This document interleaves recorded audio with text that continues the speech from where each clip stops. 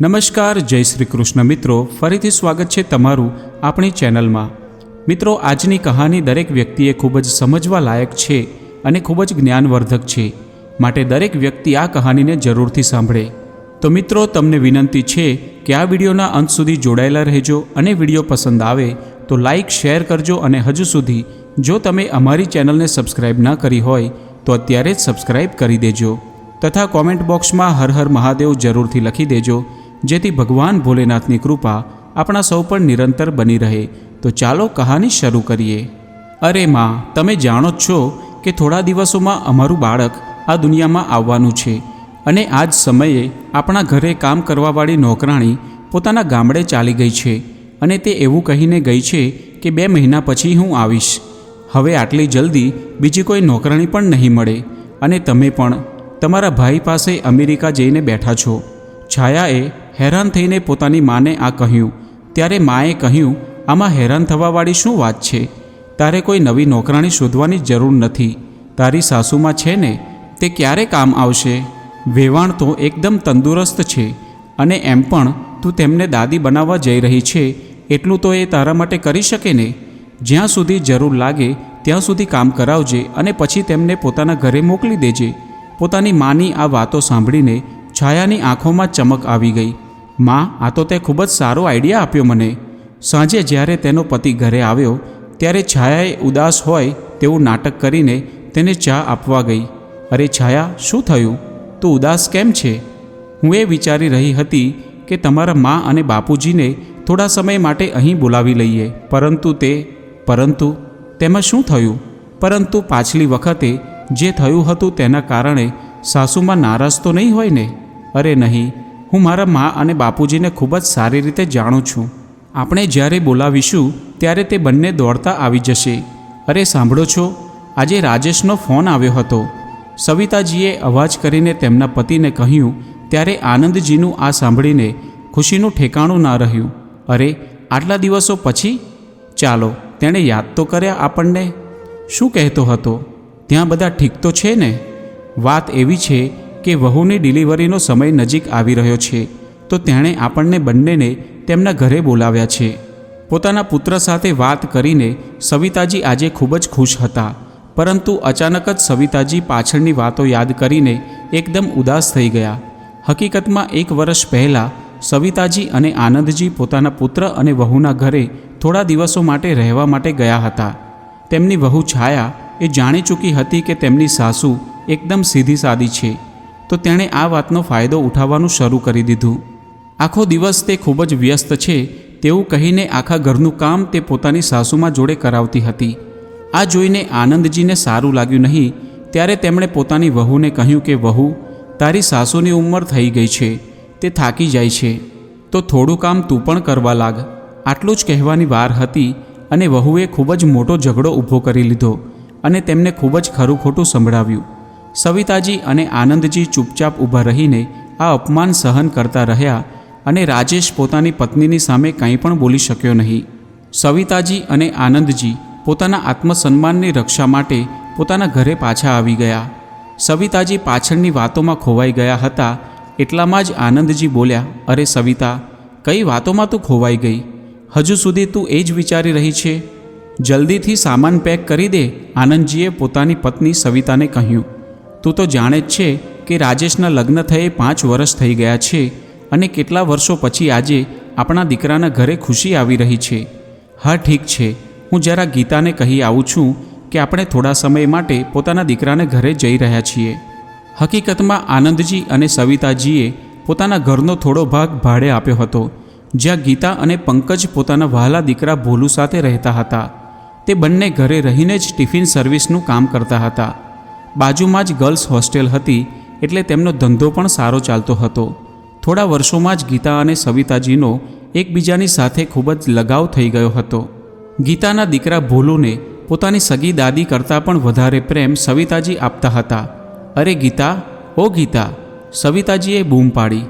હા આંટીજી, ગીતા રસોડામાંથી બહાર આવી। અરે ગીતા, એક ખુશખબર છે, હું જલ્દી જ દાદી બનવાની છું। અરે વાહ આંટીજી, આ તો ખૂબ જ આનંદની વાત છે। સવિતાજીની ખુશીમાં સામેલ થઈને ગીતા બોલી। હા ગીતા, મારા દીકરાએ અમને પૂરા 6 મહિના માટેની તૈયારી કરીને આવવા માટે કહ્યું છે. હજુ તો બધું જ પેકિંગ કરવાનું બાકી છે.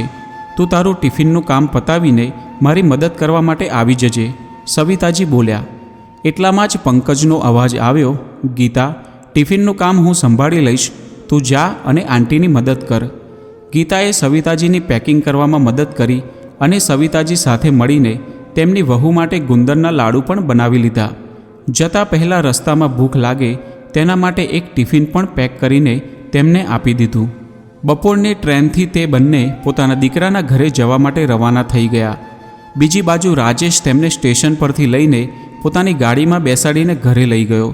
જ્યારે તે ઘરે પહોંચ્યા ત્યારે પોતાની વહુને મળીને સવિતાજી અને આનંદજીએ બધા જ મનભેદ ભૂલીને તેમને ઘણા બધા આશીર્વાદ આપ્યા.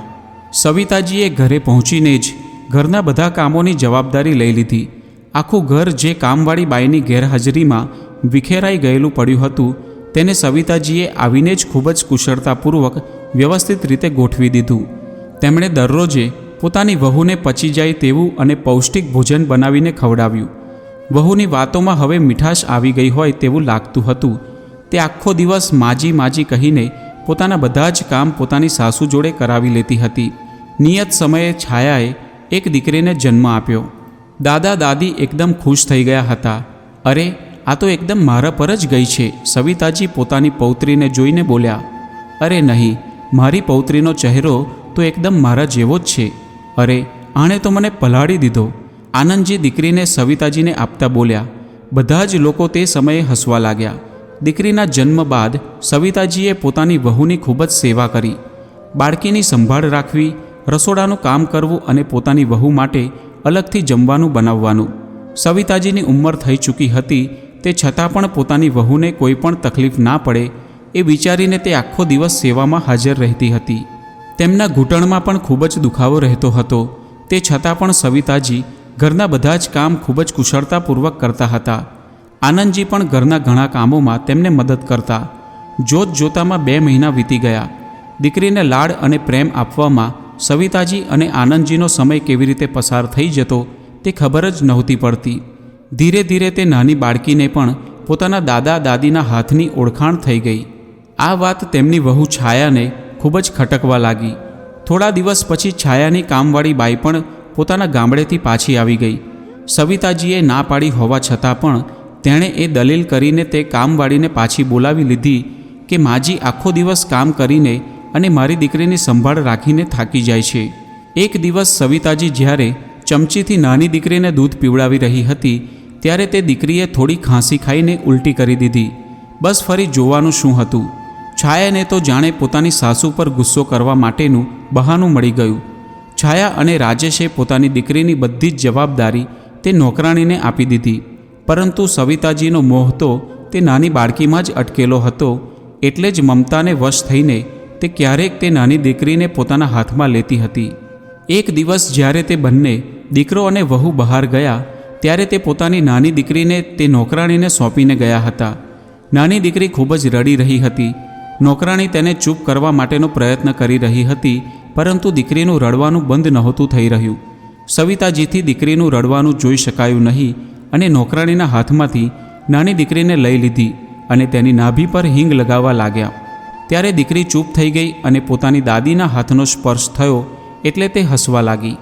જ્યારે થોડીવાર પછી તેમનો દીકરો અને વહુ ઘરે પાછા આવ્યા ત્યારે તે નોકરાણીએ તેમની વહુની કાન ભંભેરણી કરી. મેડમ, જ્યારે મારી જરૂર નહોતી તો પછી મને કામ પર શું કરવા રાખી? તમારા સાસુ અને સસરા તો મને આ બાળકીને અડવા પણ નથી દેતા.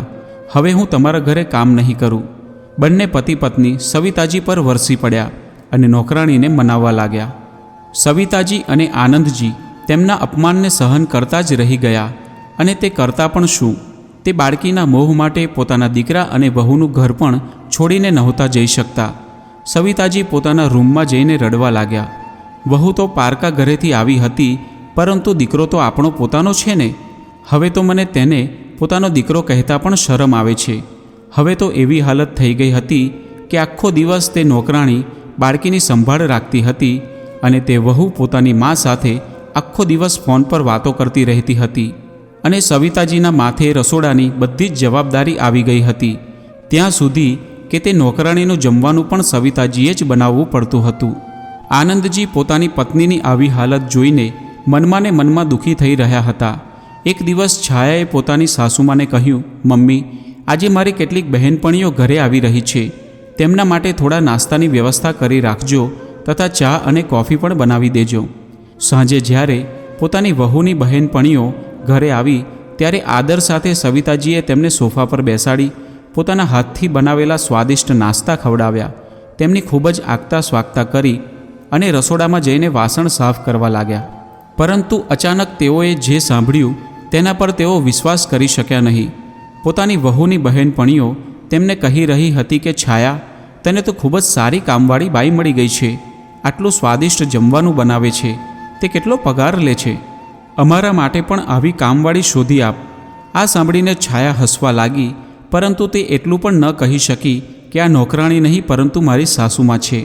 થોડીવાર પછી સવિતાજી પોતાના હાથ ધોઈને અંદર આવ્યા અને બધાની સાથે બેસી ગયા.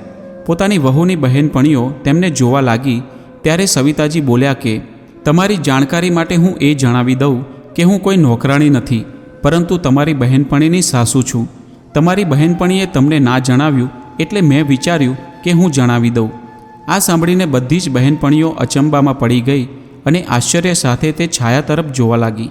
પછી સવિતાજી બોલ્યા કે વહુ, હું જાણું છું કે ઘરમાં નોકરાણી રાખવી તે તારા માટે સ્ટેટસ સિમ્બોલ હશે, પરંતુ પોતાની સાસુને જ નોકરાણી બનાવી દેવી તે ક્યાંનું સ્ટેટસ છે? આ સાંભળીને વહુ કંઈ પણ બોલી શકી નહીં. તે સમયે તો તે ચૂપ રહી, પરંતુ પોતાની બહેનપણીઓના ગયા બાદ તેણે ખૂબ જ મોટો ઝઘડો શરૂ કરી દીધો. મા અને પિતાજી માટે હેરાન કરવાવાળી વાત એ હતી કે તેમનો પોતાનો દીકરો તેમના પક્ષમાં નહોતો બોલી શકતો. મા, આટલી નાની વાત પર આટલો મોટો હંગામો કરવાની ક્યાં જરૂર હતી? રાજેશ બોલ્યો. ત્યારે આનંદજી, જે આજ સુધી પોતાના સંતાનોના મોહમાં પોતાનું મોં બંધ કરીને બેઠા હતા, તે આજે પોતાની ધીરજ ખોઈ બેઠા.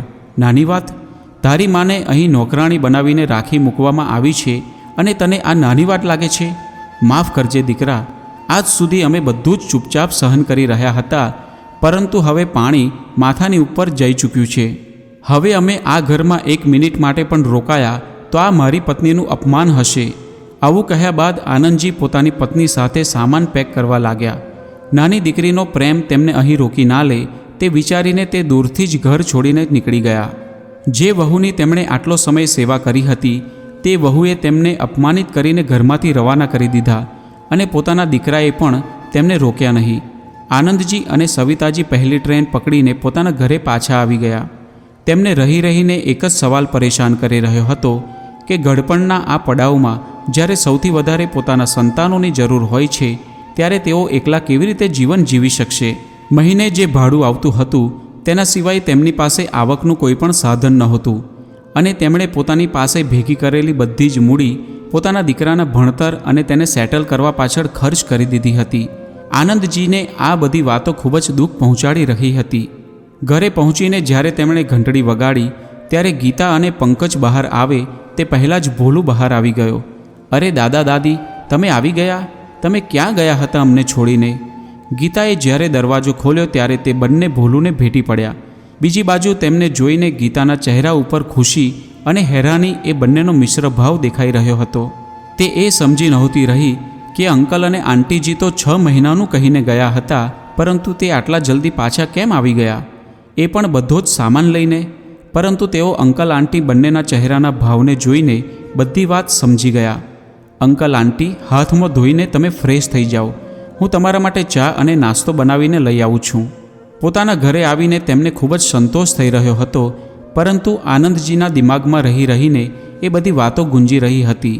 જેવો જ તેમણે પોતાની રૂમમાં પગ મૂક્યો કે અચાનક જ તેમના હૃદયમાં દર્દ થવાનું શરૂ થયું. સવિતાજી તેમને સંભાળે તે પહેલાં જ તેઓ નીચે પડી ગયા.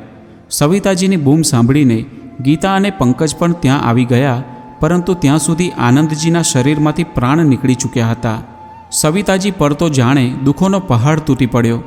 ગીતા અને પંકજે તેમને જેમ તેમ કરીને સંભાળ્યા. તેમના દીકરા અને વહુને આ ખબર આપવામાં આવી ત્યારે તેઓ અંતિમ સંસ્કારની વિધિની ફોર્માલિટી કરીને પોતાના ઘરે ચાલ્યા ગયા. પોતાની માનો હાલચાલ જાણવા માટેની પણ જહેમત તેમણે ઉઠાવી નહીં, પરંતુ તેમના ભાડુઆતે તેમને દરેક સમય પર સહારો આપ્યો. ધીરે ધીરે સમય પસાર થઈ રહ્યો હતો અને સવિતાજીની હાલત પણ હવે સામાન્ય થઈ રહી હતી. એક દિવસે ગીતા અને પંકજનો દીકરો ભોલુ બીમાર પડી ગયો. ત્યારે તેને આખો દિવસ હોસ્પિટલમાં એડમિટ કરવો પડ્યો. સવિતાજીને એમ પણ રસોઈ બનાવવાનો શોખ હતો. ત્યારે એ ગીતાની ગેરહાજરીમાં સવિતાજીએ ટિફિનનું બધું કામ સંભાળી લીધું. બધા જ ગ્રાહકોને તેમનું જમવાનું ખૂબ જ પસંદ આવ્યું અને હોસ્ટેલની બધી જ છોકરીઓ તેમની બનાવેલી રસોઈની દીવાની થઈ ગઈ. તે સમયે અચાનક સવિતાજીને એ જાણવા મળ્યું કે તેમના ભાડુઆત પંકજ અને ગીતાએ હવે પોતાનું મકાન ખરીદી લીધું છે અને ત્યાં જ તે બંને પોતાનું રેસ્ટોરન્ટ ખોલવાના છે. હકીકતમાં તેમણે આ મકાન 2 મહિના પહેલાં જ ખરીદી લીધું હતું, પરંતુ અંકલના ગુજરી ગયા બાદ તેઓ આંટીને એકલા છોડવા માગતા નહોતા. એટલા માટે આંટીની સંભાળ રાખવા માટે તેમણે પોતાના નવા ઘરનો ગૃહ પ્રવેશ થોડા સમય માટે ટાળી દીધો હતો. આ વાત સાંભળીને સવિતાજી ભાવવિભોર થઈ ગયા અને પોતાને સંભાળીને તેઓ ગીતા પાસે ગયા અને તેને ખૂબ જ શુભેચ્છાઓ આપી પોતાના ગળે લગાવી લીધી. દીકરા, મારી એટલી પણ સંભાળ ના રાખો કે હું તમને અહીંથી જવા જ ના દઉં. સવિતાજીએ ગીતાને એ આશ્વાસન આપ્યું કે તે હવે એકદમ ઠીક છે. બધી તૈયારીઓ કરીને તેમને ખૂબ જ ભારે મનથી વિદાય આપી. હવે સવિતાજી એકદમ એકલા થઈ ગયા હતા અને સાથે જ ભાડામાંથી જે આવક આવતી હતી તે પણ હવે બંધ થઈ ગઈ. હવે આ ઉંમરમાં પોતાનું ગુજરાન હું કેવી રીતે ચલાવીશ? જે દીકરાની પાછળ અમે પોતાની બધી જ મૂડી ખર્ચ કરી દીધી તે દીકરાએ જ ઘડપણમાં મને આવું વિચારતા જ તેમની આંખોમાંથી આંસુ ટપકવા લાગ્યા. હવે આગળની જિંદગી કેવી રીતે પસાર થશે તે વિચાર કરીને તે ખૂબ જ દુઃખી થઈ રહ્યા હતા. એટલામાં જ ઘંટડી વાગી. તેમણે જોયું તો હોસ્ટેલની કેટલીક છોકરીઓ બહાર ઊભી હતી. સવિતાજી પાસે આવીને તેઓ ટિફિન સર્વિસ માટે આગ્રહ કરવા લાગી. આંટી, તમારા હાથની રસોઈ ખૂબ જ લાજવાબ હોય છે. મહેરબાની કરીને તમે ટિફિન સર્વિસ શરૂ કરો ને. આ સાંભળીને સવિતાજી વિચારમાં પડી ગયા. અંદર આવીને પોતાના પતિની તસવીર સામે ઊભા રહીને તે બોલ્યા, આ કેવી રીતે સંભવ છે? આ ઉંમરમાં હું નવું કામ કેવી રીતે શરૂ કરીશ? પરંતુ એમાં શું છે? આવું વિચારતા વિચારતા તેમની આંખોમાં ચમક આવી ગઈ. મનમાં ને મનમાં તેમણે પોતાના જીવનને નવી દિશા આપવાનો નિર્ણય લઈ લીધો. ગીતા અને પંકજનું ઘર થોડું જ દૂર હતું. ગીતાને ફોન કરીને તેમણે પોતાના ઘરે મળવા માટે બોલાવી અને ટિફિન સર્વિસ શરૂ કરવામાં તેની મદદ માંગી. 2 જ દિવસમાં ગીતાની મદદથી સવિતાજીએ પોતાનું કામ શરૂ કરી દીધું અને પોતાની મદદ કરવા માટે તેમણે 2 છોકરીઓ પણ રાખી લીધી, જે આખો દિવસ ભાગદોડનું કામ સંભાળતી હતી. થોડા દિવસોમાં જ સારી આવક થવા લાગી. હોસ્ટેલની કેટલીક છોકરીઓને સવિતાજી સાથે એટલો બધો લગાવ થઈ ગયો હતો કે તેમના ઘરે તે ભાડે રહેવા લાગી. હવે સવિતાજીનું એકલાપણું એકદમ દૂર થઈ ગયું હતું. એક દિવસ કેટલીક છોકરીઓએ સવિતાજીની રસોઈના વખાણ કરતો તેમનો એક વિડીયો બનાવીને સોશિયલ મીડિયા પર મૂકી દીધો. જોત જોતામાં તેમનો આ વિડીયો આગની જેમ ચારે બાજુ ફેલાઈ ગયો અને સવિતાજીએ બનાવેલી રસોઈની ચર્ચા દૂર દૂર સુધી થવા લાગી. હવે તો તેમનું કામ વધી ગયું. બીજી બાજુ તેમની વહુએ જ્યારે આ વિડીયો જોયો ત્યારે તેની હાલત એવી થઈ ગઈ કે કાપીએ તો લોહી પણ ના નીકળે. અને તે વિડીયો તરત જ રાજેશને દેખાડતા તે બોલી, જુઓ, તમારા માની રસોઈની ચર્ચા હવે તો આખા દેશમાં થવા લાગી છે. તે કેટલું કમાતી હશે? બાપરે બાપ, તમારી નોકરીની આવકથી તો આપણા ઘરનું ગુજરાન ખૂબ જ મુશ્કેલીથી ચાલે છે. પોતાની મા પાસેથી થોડી મદદ માંગી લો. તેમનું કામ એટલું બધું સારું ચાલી રહ્યું છે તો ચાલો ને આપણે એમની પાસે જઈને જ રહીએ. અને એમ પણ તમારા પિતાજી હવે નથી રહ્યા તો માને પણ એકલાપણું લાગતું હશે ને. આ બધું જોઈને રાજેશની હેરાનીનું કોઈ ઠેકાણું ના રહ્યું. પોતાની પત્નીની વાત માનીને રાજેશે પોતાની મા પાસે જવાની યોજના બનાવી. બીજા દિવસે સવારે તે બંને પોતાની નાની દીકરી સાથે સવિતાજીના ઘરે પહોંચી ગયા. ત્યાંનું દ્રશ્ય જોઈને વહુની આંખો તો ફાટી જ ગઈ. ત્યાં તો જાણે મેળો ભરાયેલો હતો. ચારે બાજુ ચહેલ પહેલ હતી. મીડિયાવાળા માજીનું ઇન્ટરવ્યૂ લઈ રહ્યા હતા. આ જોઈને બંને પતિ પત્ની થોડા સમય માટે દૂર જઈને ઊભા રહી ગયા. પોતાના ઘરમાં જ આજે તેઓ અજાણ્યા હોય તેવું મહેસૂસ કરી રહ્યા હતા. સવિતાજીએ તો તેમને પહેલેથી જ જોઈ લીધા હતા, પરંતુ તે છતાં તેમને નજરઅંદાજ કરીને તે પોતાના કામમાં જ લાગેલા રહ્યા. જ્યારે ભીડ ઓછી થઈ ત્યારે તે બંને સવિતાજીના પાસે જઈને તેમના પગમાં પડી ગયા. સવિતાજીએ તેમના ચહેરા પર કોઈ પણ ભાવ બતાવ્યા વગર તેમને આશીર્વાદ આપ્યા. પોતાની પૌત્રીને આટલા બધા દિવસો બાદ જોઈને તેને ખૂબ જ વહાલ કર્યો અને પાછા તેઓ પોતાના કામમાં લાગી ગયા. એટલામાં જ રાજેશે કહ્યું, માં, અમને માફ કરી દો.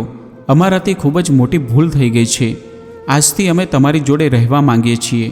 સવિતાજીએ ત્યારે ત્રાસી નજરોથી તેમને જોતા કહ્યું, ભલે, પણ હું તમારી સાથે રહેવા નથી માંગતી.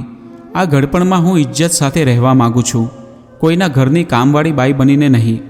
હવે આ બધા જ મારો પરિવાર છે, પરંતુ માં, આ ઘર પર પણ અમારો થોડો હક છે. વહુ છાયાએ કહ્યું, હક તો તમારો એ દિવસે જ ખતમ થઈ ગયો હતો જે દિવસે હું અને તારા બાપુજી તમારા ઘરેથી અપમાનિત થઈને નીકળ્યા હતા. તમે દૂરથી આવ્યા છો, તમને ભૂખ લાગી હશે, થોડું જમીને જજો. રસ્તા માટે પણ તમારા માટે હું ટિફિન પેક કરાવી દઉં છું. આવું કહ્યા બાદ સવિતાજી પોતાના કામમાં વ્યસ્ત થઈ ગયા. આજે તેમના ચહેરા ઉપર સંતુષ્ટિનો ભાવ અને ગર્વભરી મુસ્કુરાહટ હતી. હવે સવિતાજી ખૂબ જ આનંદથી જીવન જીવવા લાગ્યા. તો મિત્રો, આજની કહાની તમને કેવી લાગી તે કોમેન્ટ કરીને જરૂર જણાવજો. અને વિડીયો પસંદ આવ્યો હોય તો લાઈક અને શેર કરજો, તથા ચેનલ પર નવા હોય તો ચેનલને સબસ્ક્રાઈબ જરૂરથી કરજો. ફરી મળીશું એક નવા વિડીયો સાથે. જય સ્વામિનારાયણ, જય શ્રી કૃષ્ણ, હર હર મહાદેવ.